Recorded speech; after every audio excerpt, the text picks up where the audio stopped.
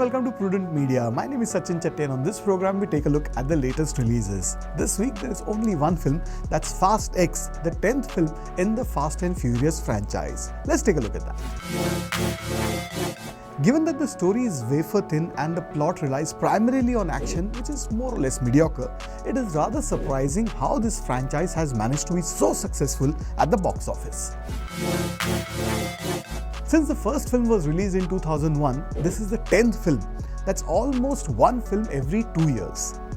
Fast X is going to be a trilogy. The second installment is going to release in 2025 and that will be the 11th film.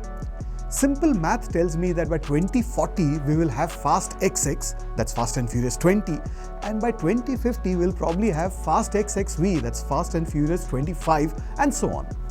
Dominic Toretto will still be around and the character from Fast and Furious 15, his sister's godson, will make an appearance in Fast and Furious 20 and a chart will be provided when you enter the theatre in order to understand the connection between the different characters.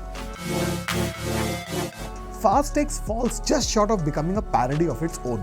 The action ideas are grand but unfortunately a bit too grand, making it way over the top. In one scene, Vin Diesel uses his car to knock a helicopter on another car and there is nothing remotely exciting in the manner in which it is executed. In fact, Mariam D. Ebo driving into a plane which is about to take off and the subsequent action that follows in a film as old as The Living Daylights, which was released in 1987, was far more exciting than this mindless special effects business. Directed by Louis Leterrier, who is no stranger to the franchise, it begins with, well, the family. Good old Rita Moreno is seen as the matriarch, talking about the family and referring to it as a cult with cars. Dominic's son, that's Little B, is around and you know very well what will happen if the family is targeted, and it doesn't take long for that to happen. Charlize Theron, who plays the role of Cypher, is not exactly a friend of theirs, but she lands up at their doorstep warning them about a catastrophe that is about to strike. The warning is about Dante, played by Jason Momoa, who is seeking revenge for his dad's death. Never accept death when suffering is owed, his papa had told him. Now Dante, at his peak, wants to make Dominic and his family suffer as if he's playing a video game or something. Meanwhile, Roman, played by Tyrese Gibson, leads a mission to Rome along with the usual suspects, that's Han, played by Soon Kang, and Tej, played by Ludacris, and the new entrant, a hacker with a British accent, Ramsey, played by Nathalie Amenuel. Dante unleashes a megaton bomb which also turns into a great ball of fire and keeps rolling all over Rome and heads towards the Vatican. But there isn't much to fear since a Fast and Furious team can stop anything with their cars, including a bomb. I'm guessing they could have even prevented World War II with their cars, but let's come back to the point. After doing all the hard work, Dominic and company are arrested as terrorists for unleashing the bomb. Now Letty, played by Michelle Rodriguez, is arrested and sent to the dark side when Dominic tells Mr. Nobody's daughter, played by Brie Larson, her role is called Tess, to rescue Letty. Tess says it's impossible. Yet a few scenes later, we see her conveniently walking into the dark side without breaking a sweat.